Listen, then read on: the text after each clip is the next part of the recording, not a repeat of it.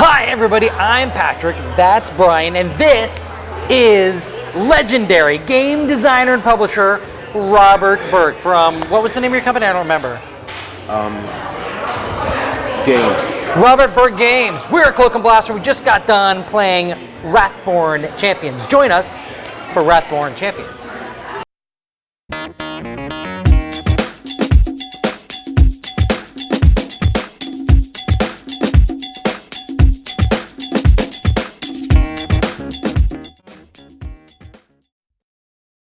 Ryan Fiore, Yes.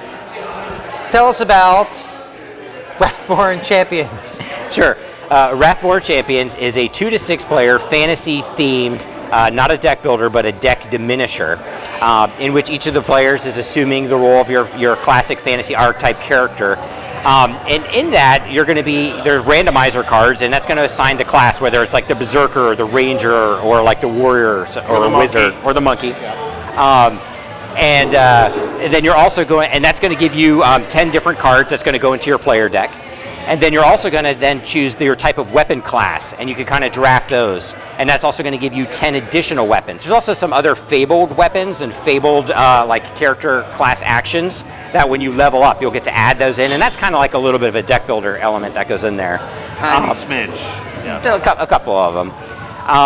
And then you're going to choose the minion. I think it's the Minions of Wrath, or the Wrath of the Minion, or something that you're going to be fighting. And it's either one super huge creature, or it's like an amalgamation of a bunch of like horde type creatures, like goblins or brigands or something like that. Now, each of the monsters is put on a chart, and there's 9 sectors. And then depending on what level of playing, the levels go 1 through 6 in increasing difficulty. And basically the health levels and the amount of damage and the special abilities that the monster gets to inflict on you during its turn are going to increase. So we started off playing, I think, at the first level, and we were able to handle that pretty easily. And then we jumped up to level 4, and we had a much harder time trying to beat that one. But essentially there's, I think, 2 ways to lose. Whenever you take damage, your player deck of cards, you start losing cards out of there. And they go into your death pile. If you're healed later, that can go back into your discard pile. But if all the players are basically eliminated, that's one way to lose. The other way to lose is if nobody does damage to the monster during the one round of play, then it gets an enemy advantage token. And when it gets 4 of those enemy advantage tokens, it automatically wins the game. Or if the battle deck runs out. Or if the battle deck runs out. And the battle deck is kind of like every time you play your action and you're going to deal damage or do a special ability, you then flip over the battle deck, which is like a randomizer, and depending on which type of action you did, it's either going to give you bonuses or hindrances, or maybe it do nothing at all, or sometimes just maybe allow your party to level up and get some of those fabled items or actions. With that, Patrick, what would you say is your favorite thing about Wrathborne Champions? It's got this other mechanism, sorry Lance, it's got this other mechanism that's called active minion specials, and special abilities that pop up out of the battle deck every once in a while, and it makes the foe, in some cases makes the foe much more difficult, and does, like global damage instead of specific damage to one particular player. And it makes this kind of antagonizing, oh great, no way, oh no, he just increased his special ability, he's getting stronger. I really like that sense of tension that it added to it. So that's going to be the one thing I like the most. Robert Burke, if there's one thing, and I know you liked several things about it, but if there's one thing that you really liked about it, would be your favorite thing would be... I like the battle deck. I really did like the battle deck. I thought it's random, so I think there will be players that won't like randomness in the game. I think some of the randomness didn't work in the game, but the battle deck really did work very well. It was a good mix of stuff, good stuff, bad stuff, neutral stuff, and as Brian said, also that's how your character levels up. It is kind of weird to have your character level up just from a random event, but it is there, and when you get one of those, it's great because you get more cards to add to your powers, or it can give your minion more powers, as Patrick said. So I thought that was really well balanced and well done, and it made the game fun. It made it much more fun. Brian Fiore. My favorite thing about Wrathborne Champions is actually the way that some of the characters are have this sectors of different health pods, if you will, or each sector has a certain amount of health. And so it adds like this spatial, tactical sense of damage allocation that all the players are trying to make sure you do enough damage to disable each sector. And then, there are some funny parts in here where, you start getting into, like if you eliminate the head, shouldn't he be dead or something like that, or, other parts of the hill giant or other characters. The tender parts. The tender parts, yeah. But Patrick, what would you say is the thing that you liked least about Wrathborne Champions? Wrathborne Champions. It is a full co-op, and because it's a full co-op, you would like to see some sort of alpha player, and alpha player meaning some guy that sits here and says, oh, you should do that, or you should do that, or you should do that. It's also known as the Brian Fiore player. But that alpha player problem, you'd like to see something that mitigates that. This one doesn't have that, although there are lots of co-op games that people love that don't have the ability to mitigate the alpha player, but this is one of them that doesn't. So one thing I dislike is there's no like little trick to kind of mitigate that alpha player.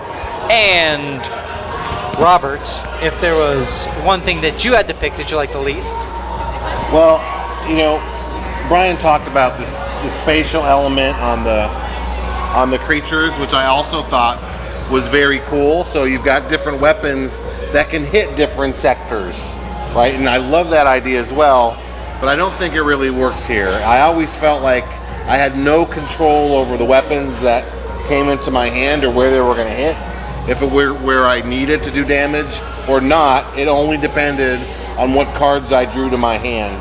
There was no way, it would have worked better, I think, if there was like a drafting element in the game, or if there was a limited amount of things that I had to use and got back after I used them all, so you could time it better or something. So I think, although I really like the idea of different weapons damaging different sectors, I didn't feel like there was enough control for the player over building that part of the game. That makes sense. Yeah. Brian, if you had to pick one thing you like the least? I'd have to say the thing that I like the least is because all the players are sitting there cooperatively trying to figure out what's the best way to deal the most amount of damage, to disable the most amount of sectors, to have the highest probability of winning. There's a lot of math that's involved in trying to calculate out, well, if we did this and this, what do we do first and all that, and then you bring in the alpha player part to that as well, and which is me. So then it's just a lot of math for me to do sometimes, and the more I've had to drink, the harder it gets. So that increases the difficulty level. But I don't know. That's what I'd have to say is the thing I like the least. But anyways, Wrathborne Champions is coming to Kickstarter very, very soon. So make sure you jump over there and pick up your copy. I'm Patrick. This Robert. is legendary game designer Robert Burke, and that is Brian Fiore. Everybody knows that guy. Thank you very much for watching Just Got Played at Cloak and Blaster. So Brian, I know that you're in the game, your deck got diminished. I could towards the end of the game, you could barely see your deck. It was small. I know. Is it like called Koro? I think it's like the disappearing. There's a different game that has a disappearing deck? No. But I was admiring Diminishing your deck. Your deck was huge at the end. Well, yeah, towards the end, yeah. And did you notice that? So was that Hill Giants, I got to whip out my Rejuvenating Vine several times. Yes, that was a blessing in disguise. I did get reamed by that invulnerable spear a couple of times. You took the spearhead? I did. just the tip, though. Yeah. That was a 12-point tip. Yeah. Yes! I like it.